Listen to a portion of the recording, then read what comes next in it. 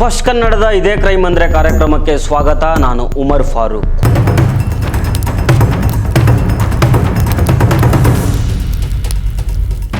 ನಿನ್ನೆ ನಾನು ವಿಲ್ಸನ್ ಗಾರ್ಡನ್ನಲ್ಲಿ ಆದ ಮರ್ಡರ್ ಮತ್ತು ಡಿಜೆ ಹಳ್ಳಿಯಲ್ಲಾದ ಮರ್ಡರ್ ಬಗ್ಗೆ ಮಾತಾಡಿದ್ದೆ. ಈ ಎರಡೂ ಕೊಲೆಗಳು ನನ್ನ ಮನಸ್ಸನ್ನು ತುಂಬ ಕದಡಿದ್ವು. ಹೀಗಾಗಿ ಸಿಕ್ಕಾಪಟ್ಟೆ ಆಕ್ರೋಶಭರಿತನಾಗಿ ಮಾತಾಡಿದ್ದೆ. ಎಲ್ಲಿ ತನಕ ಅಂದರೆ ನನ್ನ ವೃತ್ತಿಯ ಲಿಮಿಟನ್ನು ಮೀರಿ ನನ್ನ ಆಕ್ರೋಶವನ್ನು ವ್ಯಕ್ತಪಡಿಸಿದ್ದೆ. ಯಾಕಂದರೆ ಈ ಎರಡೂ ಕೊಲೆಗಳಲ್ಲಾದ ಕ್ರೌರ್ಯ ನನ್ನ ಮನಸ್ಸನ್ನು ಅಕ್ಷರಶಃ ಹಿಂಡಿ ಇಪ್ಪೆ ಮಾಡಿತ್ತು. ಈಗ ಡಿಜೆ ಹಳ್ಳಿಯ ಜೋಯಾ ಮರ್ಡರ್ ಕೇಸ್ಗೆ ಸಂಬಂಧಪಟ್ಟಂತೆ ಇನ್ನೊಂದಿಷ್ಟು ಹೊಸ ಅಪ್ಡೇಟ್ಸ್ಗಳು ಸಿಕ್ಕಿದ್ದಾವೆ. ಅದನ್ನು ಹೇಳ್ತಾ ಹೋಗ್ತೀನಿ. ಈ ವಿಡಿಯೋವನ್ನು ಕಡೆಯ ತನಕ ಮಿಸ್ ಮಾಡದೆ ನೋಡಿ. ಇವತ್ತು ಡಿಜೆ ಹಳ್ಳಿ ಪೊಲೀಸ್ ಸ್ಟೇಷನ್ಗೆ ಮಾತಾಡಿ ಅಲ್ಲಿಂದ FIR ತೆಗೆದುಕೊಂಡು ಓದಿದ ಬಳಿಕ ನನಗಂತೂ ಸಿಕ್ಕಾಪಟ್ಟೆ ಶಾಕ್ ಆಯಿತು. ಯಾಕಂದರೆ ನನಗೂ ಮೊದಲು ಗೊತ್ತಿರಲಿಲ್ಲ ಈ ಜೋಯಾ ಮತ್ತು ಶಬೀಲು ಇಬ್ಬರು ಈಚ್ ಅದರ್ ಲವ್ ಮಾಡ್ತಾ ಇದ್ರು, ಮದುವೆ ಆಗೋದಕ್ಕೆ ರೆಡಿಯಾಗಿದ್ರು ಅನ್ನೋದು. ಯಾವಾಗ FIR ಕಾಪಿ ಓದಿದ್ನೋ, ಯಾವಾಗ ಜೋಯಾಳ ಮನೆಯವರ ಜೊತೆ ಮಾತಾಡಿದ್ನೋ, ಆಗ ಸಿಕ್ಕಾಪಟ್ಟೆ ವಿಚಾರಗಳು ಗೊತ್ತಾದವು. ಒಂದೊಂದೇ ಹೇಳ್ತಾ ಹೋಗ್ತೀನಿ, ಜಾಸ್ತಿ ಟೈಮ್ ತೆಗೆದುಕೊಳ್ಳೋದಕ್ಕೆ ಹೋಗೋದಿಲ್ಲ. ಆ್ಯಕ್ಚುಲಿ ಜೋಯಾಳ ಊರು ಬಂದು ಕೋಲಾರ, ಬೆಂಗಳೂರಲ್ಲ. ಇನ್ನೊಂದು ವಿಚಾರ ಏನಂತಂದರೆ, ಜೋಯಾ ಹುಟ್ಟಿದ್ದು ಟ್ವಿನ್ಸ್ ಆಗಿ. ಆದರೆ ಹುಟ್ಟಿದ ತಕ್ಷಣ ಒಂದು ಮಗು ತೀರಿ ಹೋಗುತ್ತೆ. ಜೋಯಾ ಚೆನ್ನಾಗಿ ಬೆಳೀತಾಳೆ. ಇಲ್ಲಿ ವಿಷಯ ಏನಂತಂದರೆ, ಜೋಯಾ ಸ್ವಲ್ಪ ದಿನ ಬೆಂಗಳೂರಲ್ಲೇ ಇರ್ತಾಳೆ, ಅಂದರೆ ಆರಂಭದ ಒಂದು 5-6 ವರ್ಷ. ಆಮೇಲೆ ಕೋಲಾರಕ್ಕೆ ಹೋಗ್ತಾಳೆ. ಅಲ್ಲೇ 7ನೇ ತರಗತಿವರೆಗೆ ಓದಿರ್ತಾಳೆ. ಇಲ್ಲಿ ಬೆಂಗಳೂರಿನ ಡಿಜೆ ಹಳ್ಳಿಯಲ್ಲಿ ಜೋಯಾಳ ಚಿಕ್ಕಮ್ಮ ಇರ್ತಾರೆ, ಅಂದರೆ ಜೋಯಾಳ ತಾಯಿಯ ತಂಗಿ.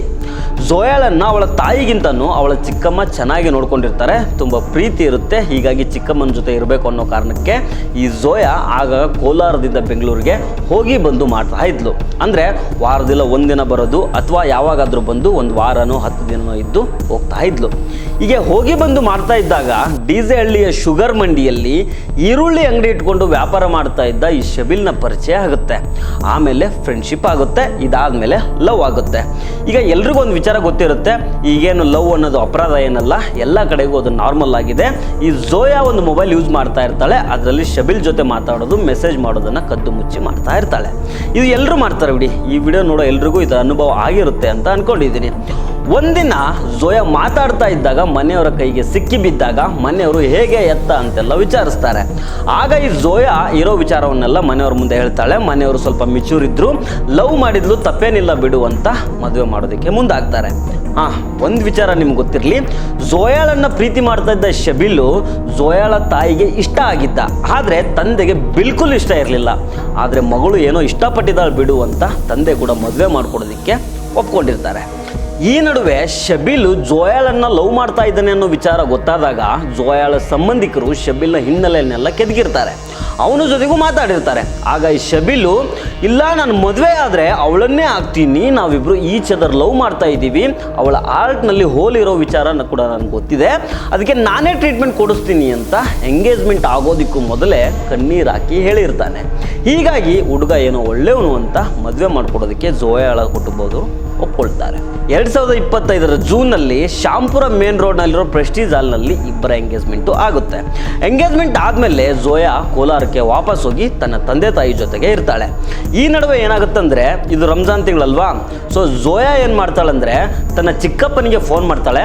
ಅಂಕಲ್, ನಾನು ರಂಜಾನ್ಗೆ ಬೆಂಗಳೂರಿಗೆ ಬರ್ತೀನಿ, ಅಪ್ಪನಿಗೆ ನೀವೇ ಸ್ವಲ್ಪ ಹೇಳ್ಬಿಡಿ ಅಂತ ರಿಕ್ವೆಸ್ಟ್ ಮಾಡ್ಕೊಂಡಿರ್ತಾಳೆ. ಜೋಯಾ ಮೇಲೆ ಅವಳ ಚಿಕ್ಕಮ್ಮನಿಗೂ ಒಂದು ವಿಶೇಷ ಪ್ರೀತಿ ಇರುತ್ತೆ. ಸೊ ಹಬ್ಬಕ್ಕಂತ ಬೆಂಗಳೂರಿಗೆ ಕರೆಸ್ಕೊಳ್ತಾರೆ. ಫೆಬ್ರವರಿ 9ನೇ ತಾರೀಕೆ ಜೋಯಾ ಕೋಲಾರದಿಂದ ಬೆಂಗಳೂರಿಗೆ ಬಂದಿರ್ತಾಳೆ. ಆಗ ಶಬೀಲ್ನನ್ನು ಭೇಟಿ ಮಾಡೋದಕ್ಕೆ ಆಗಾಗ ಹೋಗ್ತಾ ಇರ್ತಾಳೆ.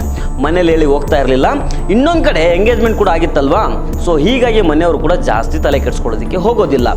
ಈ ಮರ್ಡರ್ ಆಗಿದ್ದು 17ನೇ ತಾರೀಕು ಬೆಳಗ್ಗೆ, ನೆನಪಿರಲಿ ನಿಮಗೆ. ಅವತ್ತು 6:30ಯಿಂದ 7 ನಡುವೆ ಈ ಮರ್ಡರ್ ಆಗಿದೆ. ಹಿಂದಿನ ದಿನ ರಂಜಾನ್ ಪ್ರಯುಕ್ತ ಮುಸ್ಲಿಮರು ಜಾಗರಣೆ ಮಾಡಿರ್ತಾರೆ, ಬೆಳಗ್ಗಿನ ಹೊತ್ತು ಮಲ್ಕೊಂಡಿರ್ತಾರೆ. ಹಾಗೆ ಇವರ ಚಿಕ್ಕಮ್ಮ ಕೂಡ ಮಲ್ಕೊಂಡಿರ್ತಾರೆ. 9 ಗಂಟೆಗೆ ಆ ಚಿಕ್ಕಮ್ಮ ಎದ್ದು ನೋಡಿದಾಗ ಜೋಯಾ ಮನೆಯಲ್ಲಿ ಇರೋದಿಲ್ಲ. ಫೋನ್ ಮಾಡಿದರೆ ಫೋನು ಮನೆಯಲ್ಲಿ ಬಿಟ್ಟೋಗಿರ್ತಾಳೆ, ಮನೆಯಲ್ಲಿ ರಿಂಗ್ ಆಗ್ತಾ ಇರುತ್ತೆ. ನಂತರ ಶಬೀಲ್ಗೆ ಫೋನ್ ಮಾಡ್ತಾರೆ, ಅವನು ಕೂಡ ಫೋನ್ ಎತ್ತೋದಿಲ್ಲ. ಆಗ ಇವರಿಗೆ ಗಾಬರಿ ಶುರುವಾಗುತ್ತೆ. ಆಗ ಜೋಯಾಳ ಚಿಕ್ಕಮ್ಮ ಸೀದಾ ಶಬೀಲ್ ಮನೆಗೆ ಹೋಗಿ ವಿಚಾರಿಸ್ತಾರೆ.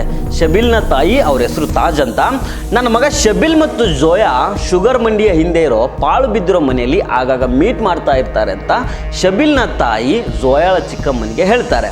ಆಗ ಜೋಯಾಳ ಚಿಕ್ಕಮ್ಮ ಆ ಪಾಳು ಬಿದ್ದ ಮನೆಗೆ ಹೋಗಿ ನೋಡ್ತಾರೆ, ಮೂರ್ಛೆ ಹೋಗೋದೊಂದೇ ಬಾಕಿ. ಅಲ್ಲಿ ಜೋಯಾಳ ಡೆಡ್ ಬಾಡಿ ಬಿದ್ದಿರುತ್ತೆ. ಸುತ್ತಮುತ್ತ ಎಲ್ಲ ರಕ್ತ, ಕುತ್ತಿಗೆಯನ್ನು ಕುಯ್ಲಾಗಿರುತ್ತೆ. ಹಿಂಬದಿ ಚರ್ಮ ಮಾತ್ರ ಉಳ್ಕೊಂಡಿರುತ್ತೆ. ಅದನ್ನು ಕುಯ್ದು ಬಿಟ್ಟಿದ್ರೆ ರುಂಡ ಬೇರೆ ಬೇರೆ ಆಗ್ಬಿಡ್ತಾ ಇತ್ತು. ಇದಾದಮೇಲೆ ಪೊಲೀಸರು ಬರ್ತಾರೆ. ಈ ಹೊತ್ತಲ್ಲಿ ಜೋಯಾಳ ಚಿಕ್ಕಮ್ಮ ಮನೆಗೆ ಹೋಗಿ ಜೋಯಾಳ ಮೊಬೈಲನ್ನು ಚೆಕ್ ಮಾಡ್ತಾರೆ. ಆಗ ಆಕೆ ಮೊಬೈಲ್ನಿಂದ ಕೊನೆಯ ಕಾಲು ಶಬೀಲ್ನಿಂದ ಬಂದಿರುತ್ತೆ. ಸೊ ಶಬೀಲ್ ಕಾಲ್ ಮಾಡಿ ಕರೆಸ್ಕೊಂಡು ಮರ್ಡರ್ ಮಾಡಿದ್ದಾನೆ ಅನ್ನೋ ಅನುಮಾನ ಶುರುವಾಗುತ್ತೆ. ಅಲ್ಲಿಗೆ ಎನ್ಕ್ವೈರಿ ಶುರು ಮಾಡಿದಾಗ ಈ ಶಬೀಲು ಈತನ ಮನೆ KJ ಹಳ್ಳಿಯ ಕುಶಾಲನಗರದಲ್ಲಿರುತ್ತೆ. ಇವನು ಮನೆಯಿಂದ ಬರುವಾಗ ಒಂದು ಶರ್ಟು ಅದರ ಮೇಲೆ ಜಾಕೆಟ್ ಹಾಕೊಂಡಿರ್ತಾನೆ.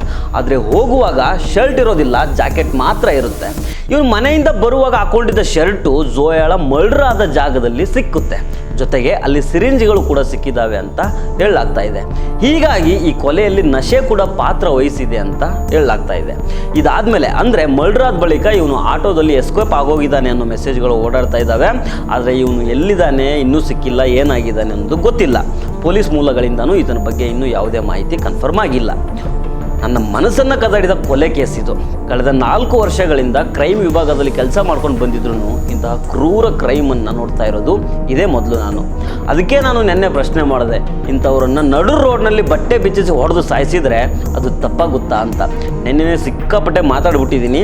ಇನ್ನೂ ಮಾತಾಡೋದಕ್ಕೆ ಹೆಚ್ಚಿನ ಪದಗಳು ನನ್ನ ಹತ್ರ ಇಲ್ಲ. ಈ ಶಬೀಲ್ನಂತಹ ಪರಮ ಪಾಪಿಗಳಿಗೆ ಅದೆಂಥ ಶಿಕ್ಷೆ ಆಗಬೇಕು ಅನ್ನೋದನ್ನು ನೀವೇ ಕಮೆಂಟ್ ಮಾಡಿ ತಿಳಿಸಿ. ನಮಸ್ಕಾರ.